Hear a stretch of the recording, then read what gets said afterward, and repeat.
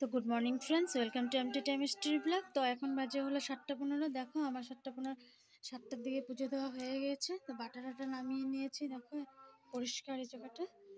দেখো আজকে তোমাদের সামনের থেকে দেখাই কি সুন্দর ফুলগুলো লাগছে না দেখতে। কালকে একটু বেশি ফুল পেয়েছিলাম। তো দেখো এদিকে ভাত বসিয়ে দিয়েছি, এদিকে হলো ডাল ভেজে নিচ্ছি, মুগ ডাল করব। আর এখানে ভাড়ালিটা সিদ্ধ করা হয়ে গিয়েছে। আর এদিকে দেখো আমার চা বানানো হয়ে গিয়েছে। কালকে রাতে রুটি বানিয়েছিলাম, রুটি ছিল। তো এখন চা দিয়ে রুটি দিয়ে খেয়ে নেব। তো রান্না করে নিই আবার পর। তো ফ্রেন্ডস দেখো, তোমাদের রান্না করার সময় দেখিয়েছিলাম, এখানে রান্না বান্না হয়ে গিয়েছে, গ্যাস ট্যাস পরিষ্কার করে ফেলেছি। এদিকে ডাইনিংও মুছে নিয়েছি। সব খাওয়া দাওয়া করে বেরিয়ে গেল, সব খালি। দেখো বেড কভার ধুবো, তার জন্য আর এটা পরিষ্কার করিনি। বেড কভারটা অনেকদিন হয়েছে, ধোয়া হয়নি। এই ঘরের বেড কভারটাও ধুবো। তো দেখো এখানে কিছু জামা কাপড় কাচা হয়েছে, আমার শাড়ি টাড়ি। তো এগুলো এখন মেলে দিব নিয়ে। তো দেখো এখানে বাসন আজকে ধোয়া হয়ে গেছে, বাসনও পরিষ্কার, খালি কড়াইটা আছে, কড়াইটা মেজে নিব। আর ওগুলো তো পুকুরে দিয়ে দিব। দেখো ফ্রেন্ডস, তোমাদেরকে একটা বস্তু না দেখিয়ে পারলাম না। স্কুল স্টুডেন্টগুলো আসতেছে, এগুলো জুবিন গার্গের গান গাচ্ছে, মায়াবিনী গানটা গাচ্ছে।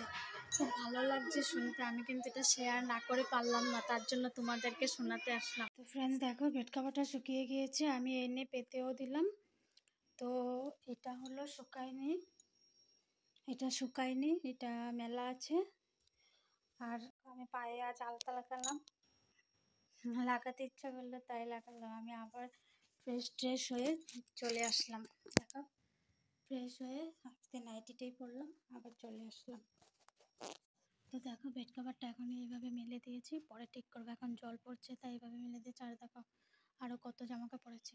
এই দেখো দুটো শাড়ি ধোয়া হয়েছে, দেখেছো কত জামা কাপড় ধোয়া হয়। দেখো ফ্রেন্ডস আমার সন্ধ্যা দেওয়া হয়ে গিয়েছে। দেখো সকালে যে পুজো দিয়েছিলাম, ফুলগুলো দেখতে কি সুন্দর লাগছিল, এখনো মজে গিয়েছে তাই অল্প কিরকম লাগছে। তো দেখো আমি যে এখানে ঘরটা বসাই, বিশুদ্ধবারের ঘরটার থেকে বেলপাতাগুলো ঘট সব ইন্দুরে ফেলে দেয়। আমি কি করব বলো। দেখো ওখান থেকে এনে এখানে রেখেছে বেলপাতাগুলো।